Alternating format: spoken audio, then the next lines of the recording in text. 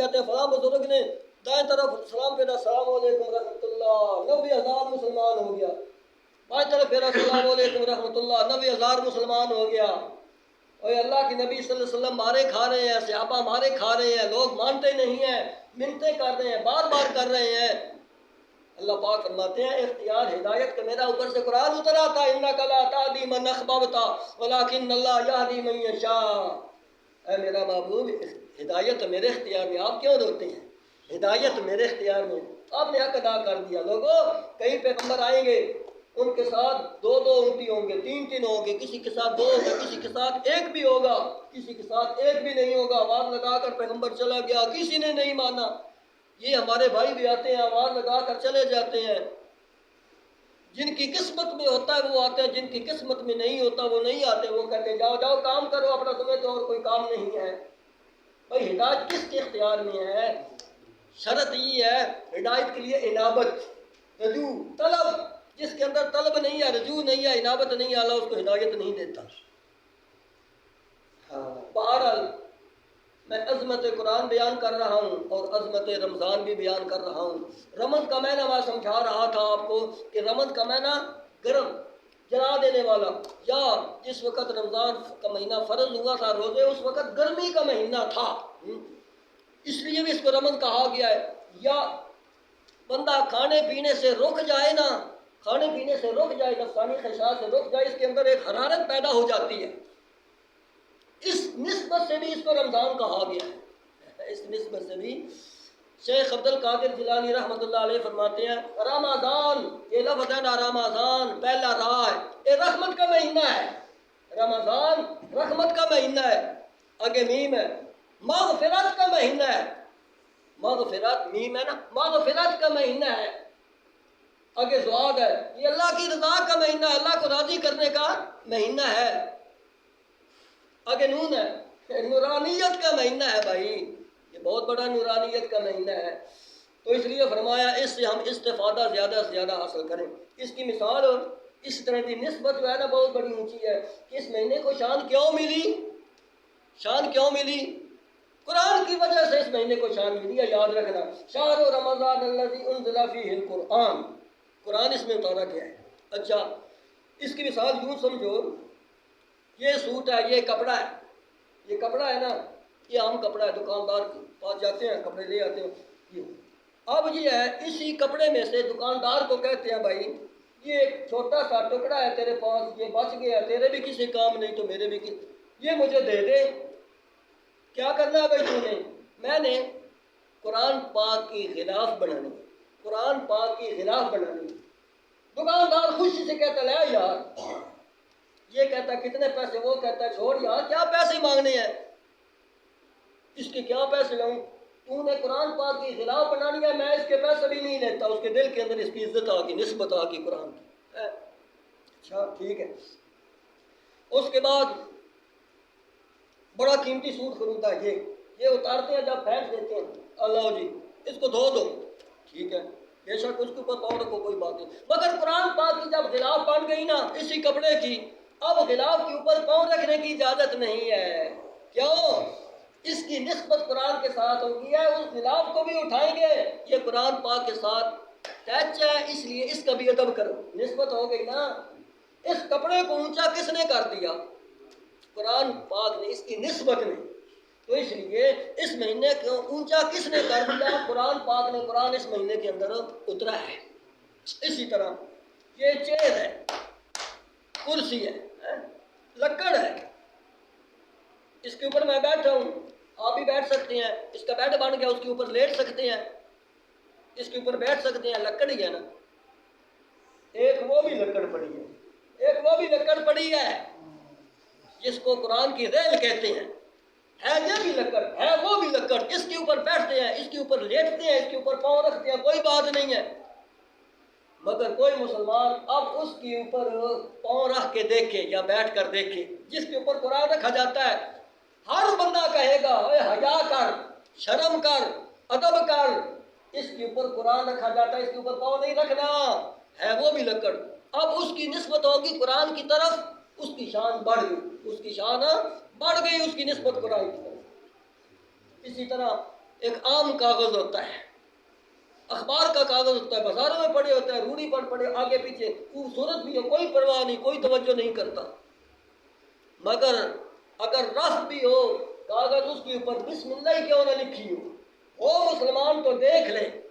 قرآن پاک کا لفظ لکھا ہوا اس کے اوپر، مجال آگے چلا جائے، پاؤں کی ٹھوکر مار رہے یا اوپر پاؤں رکھے یا ویسے دیکھ کر چلا جائے، نہیں، سب سے پہلے اس کو اٹھائے گا، اس کو جھاڑے گا، جھاڑ کر کہیں اونچی جگہ رکھے گا، کیوں؟ وہ بھی کاغذ ہے، یہ بھی کاغذ جو نیچے پھینک رہا، نہیں، اس کی نسبت قرآن کی طرف ہے، بھائی اس کی نسبت، اس کے اوپر قرآن لکھا ہوا ہے، اس کا ادب آ گیا اس کے دل کے اندر، نسبت ہے قرآن کی، قرآن نے اس نسبت کو اونچا کر دیا، اس کو ادب کرایا، اس لیے یہ مہینہ، اس کے اندر قرآن اتارا گیا، اس مہینے کی شان سب مہینوں سے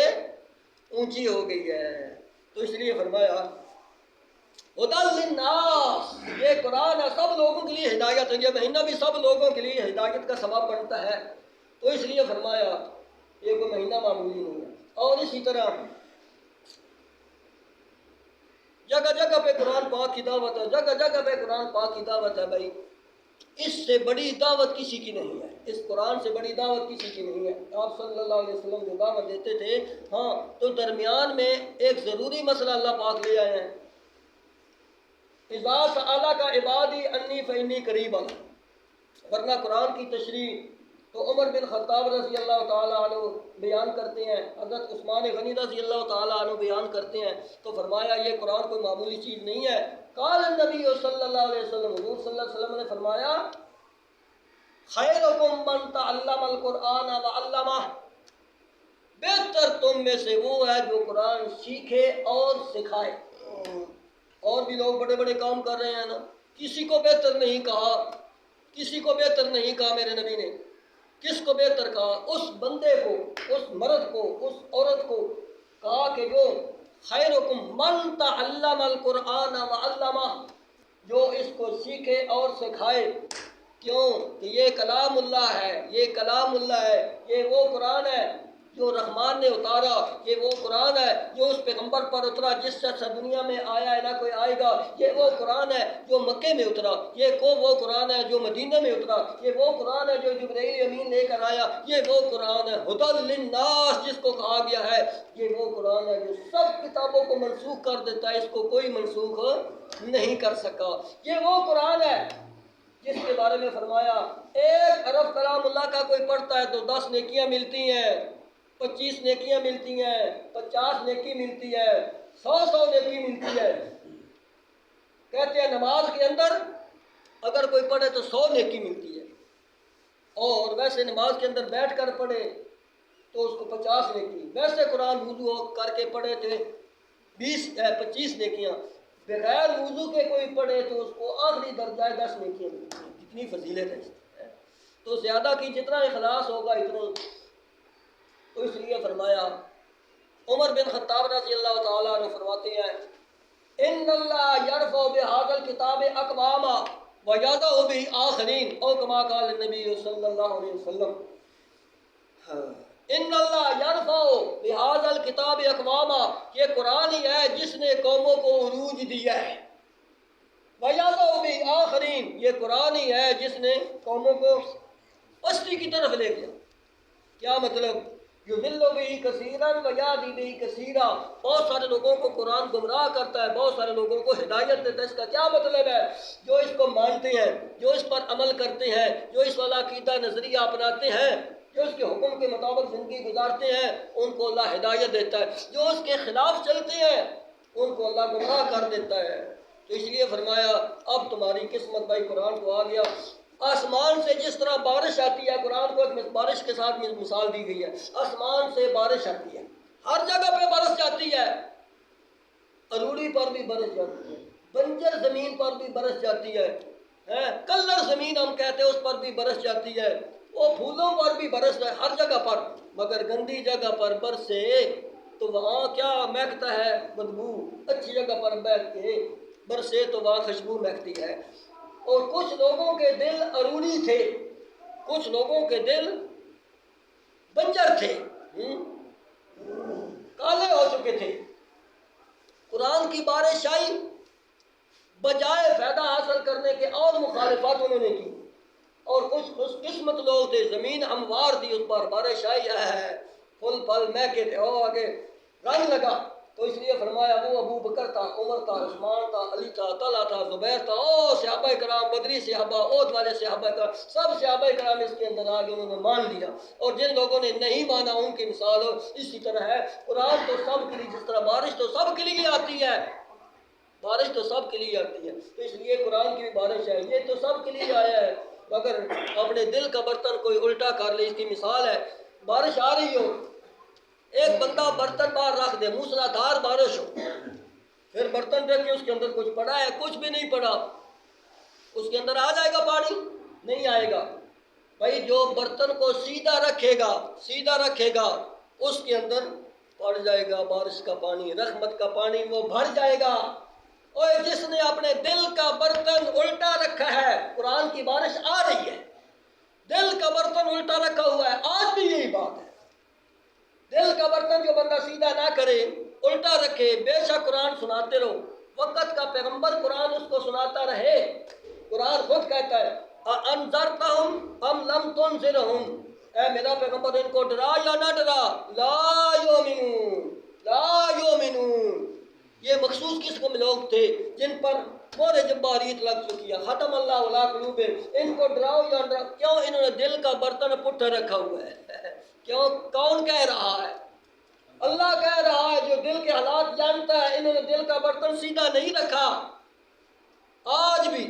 اگر کوئی دل کا برتن پٹھا رکھے تو اس کو قرآن کی ہدایت نہیں ملے گی، سارے مولوی سمجھا لیں، ساری دنیا اس کو سمجھا لے، دل کا برتن سیدھا اس نے نہیں رکھا۔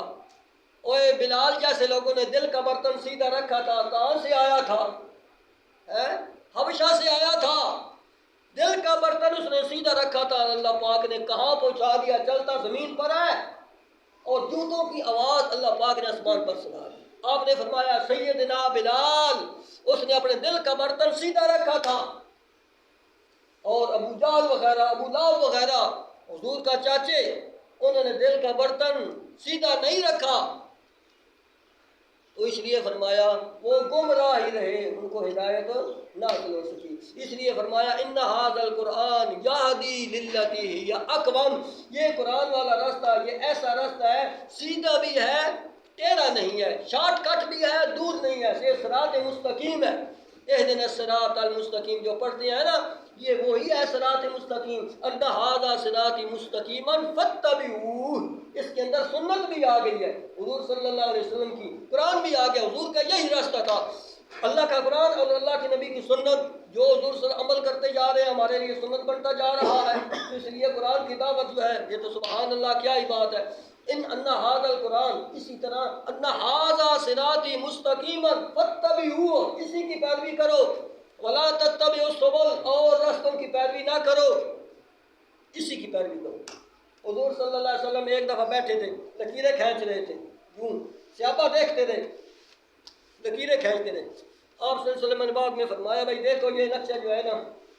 یہ آپ نے فرمایا نقشہ سمجھانے کے لیے، یہ سیدھا راستہ ہے صراط مستقیم والا، سیدھا جنت میں جا رہا ہے، یہ جو راستے ہیں دائیں بائیں آگے بہت ساری لکیریں کھینچی، یہ سارے راستے شیطانی ہیں، یہ سارے راستے، یہی رحمانی ہے سیدھا راستہ، اسی راستے پر آ جاؤ، دائیں بائیں نہ جاؤ، ہر راستے پر شیطان بیٹھا ہے۔